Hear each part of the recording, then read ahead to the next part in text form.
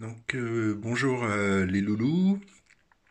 Alors ça faisait un petit moment que j'avais pas fait de vidéo, donc celle que je vous avais fait la dernière fois, on était sur le nid Apophis que j'avais reçu donc de Terrafourmi et dans lequel je mettais donc les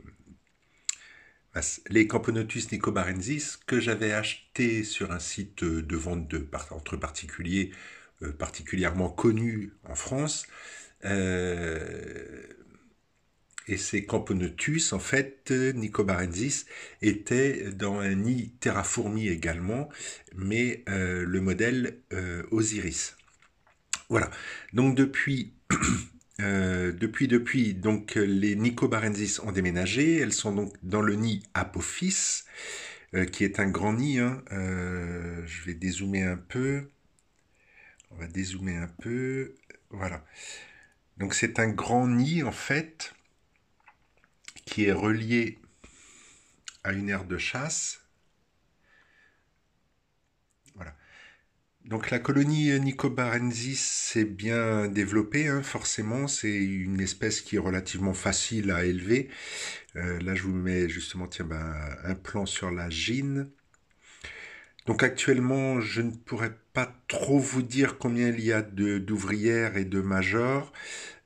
J'estime, alors c'est toujours un petit peu galère d'estimer, mais j'estime à peu près à plus de 200, même peut-être bien 300, l'effectif total de cette colonie de Camponotus nicobarensis.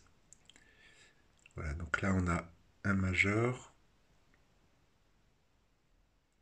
Voilà, là ce qui est un petit peu embêtant, c'est qu'elles m'ont fait leur dépôt d'ordures au beau milieu du nid. Donc par moment, ça s'entasse, et puis quand elles en ont marre qu'il y en a trop, elles emmènent ça dans l'aire de chasse, ce qui m'arrange, parce que là au moins je peux le retirer, que là je suis un petit peu coincé. Donc je vais leur mettre des insectes séchés, qu'on voit là d'ailleurs, que j'achète sur un site espagnol. Je vous donnerai pas le nom, sur un site espagnol qui donne des fourmis gratuites lorsque vous faites une commande. Ceux qui voient de quel site c'est, tant mieux pour eux. Ceux qui ne voient pas, écoutez, demandez-moi dans les commentaires et puis je vous mettrai le nom. C'est pas bien grave. Voilà, donc ça se développe bien, tout ça. Tiens, une physiogastrie entre les deux ouvrières là.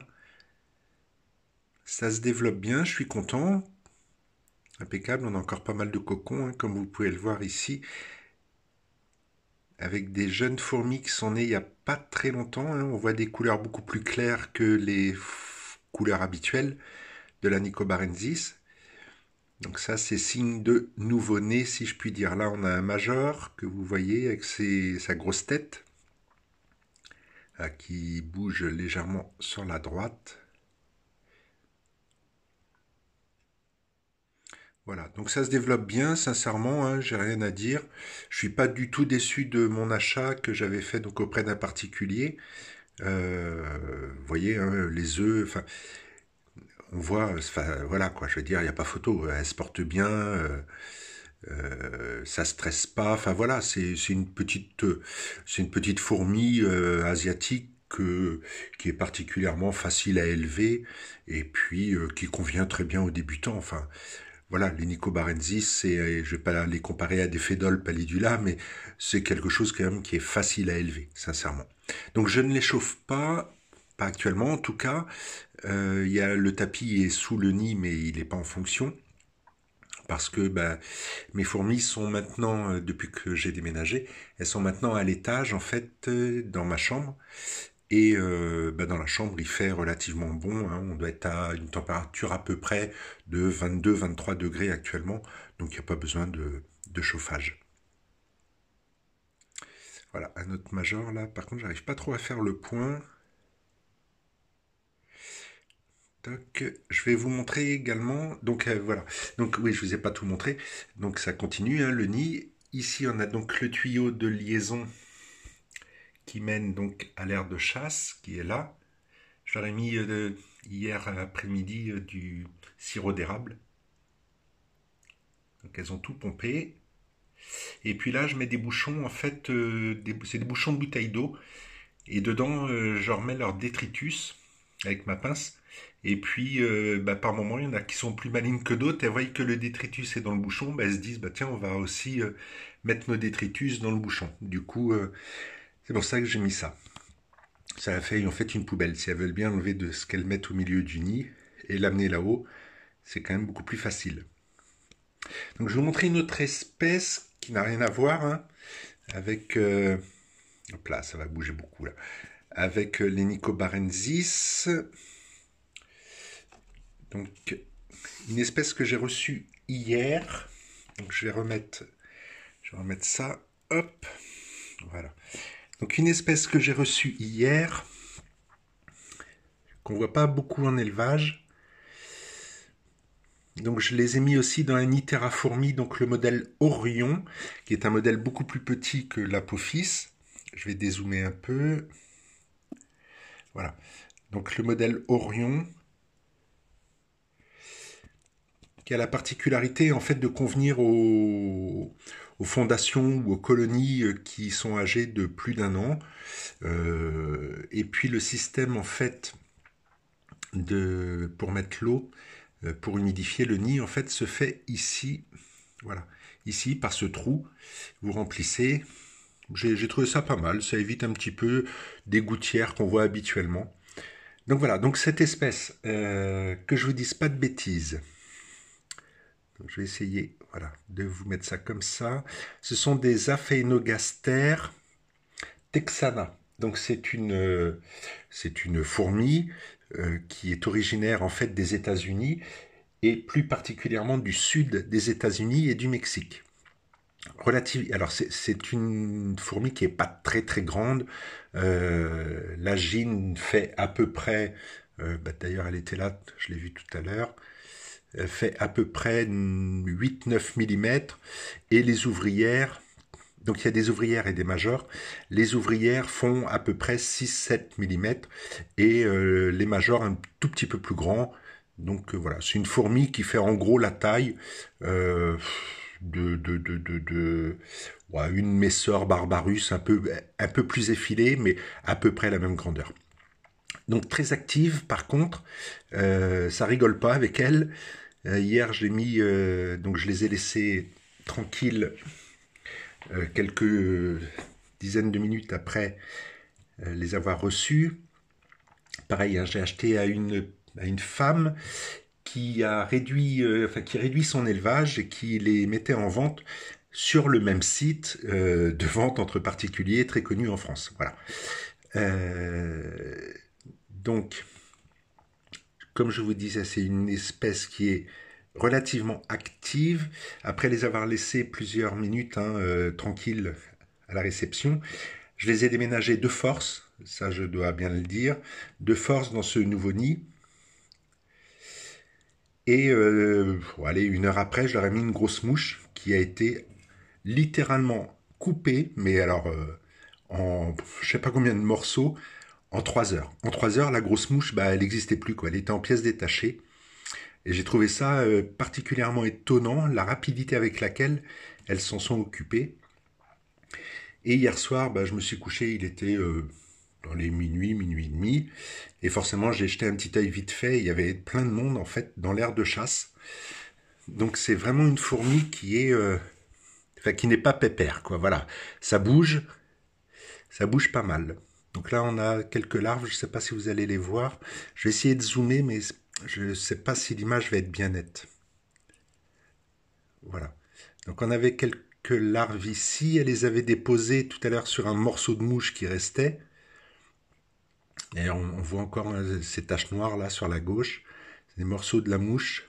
C'était vraiment une grosse mouche. Hein. C'était pas la petite mouche qui nous emmerde l'été. C'était vraiment la grosse grosse quoi. Hein.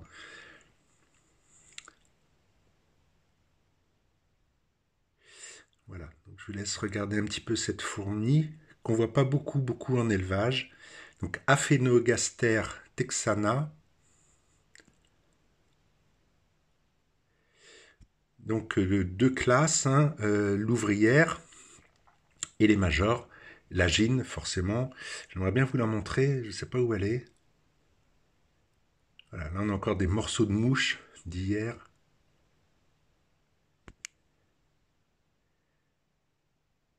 C'est une belle petite fourmi, elle me plaise bien, sincèrement. Ça change un peu des Camponotus, mais j'aime bien. Enfin voilà, moi ça me va. Ouais, je sais pas où est la gine. La gine n'a pas du tout la même couleur. Elle est. Attendez, je vais juste regarder vite fait si je la vois. Non, je la vois pas, je sais pas. Elle est peut-être dans ce coin là, par là. Elle doit être par là, à mon avis.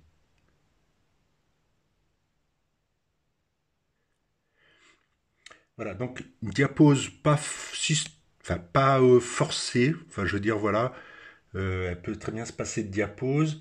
Donc, je vous ai dit originaire donc du sud des États-Unis, du Mexique. On les nourrit donc avec des liquides sucrés, hein, comme la plupart des fourmis, et visiblement beaucoup d'insectes, parce que le liquide sucré que j'ai mis hier, elles l'ont un peu délaissé au profit de la mouche, où là, par contre, la pauvre, elle était congelée, mais elle aurait été vivante, elle n'en avait pas pour longtemps, hein. C'était vraiment hyper rapide, mais alors incroyable, quoi. J'en ai une toute seule. Donc on verra à quelle vitesse ça se développe. Visiblement, ça a un développement rapide, entre guillemets. Donc on fera un petit suivi de ces aphénogastères pour voir un peu si le développement se passe bien. Et puis ça vous permettra de voir une variété qu'on ne voit pas régulièrement. Voilà, voilà, les loulous, ben, je vous ferai d'autres vidéos prochainement. Alors, je vais pas me fixer de jour, vous dire, ben voilà, le mardi, je vous fais une vidéo, ou le vendredi, je vous fais une vidéo. C'est comme j'ai envie, et puis c'est comme j'ai le temps. Alors, là, je vais en avoir un petit peu plus, parce que, ben, je sais pas si vous le savez, je suis apiculteur. Donc là, ben, la saison apicole se termine. Donc, je vais avoir un petit peu plus de temps, je vais passer moins de temps aux ruches. Par contre, la chasse ouvre. Et comme je suis chasseur, bah, forcément, une fois que les abeilles me laissent tranquille, et ben, c'est moi qui prends mon fusil et qui pars dans la nature. Donc voilà, je peux pas vous dire, je vous ferai une vidéo tel jour, tel jour et tel jour. C'est comme surtout j'ai envie, et puis comme je peux être dispo. Voilà. Donc ne soyez pas impatients. Si ça se trouve, ce sera dans 4 jours, comme ça peut être dans une semaine. On verra bien. On verra bien, on verra bien. Bon ben voilà les loulous, c'était ben, un petit peu la reprise hein, de la chaîne comme je vous l'avais dit. Et puis ben, sur ces images d'Aphenogaster texana, je vous souhaite une bonne après-midi, une bonne semaine, une bonne rentrée pour ceux d'entre vous qui ont leur rentrée ben, cette semaine. Et puis je vous dis à tout bientôt. Allez, tchuss, salut.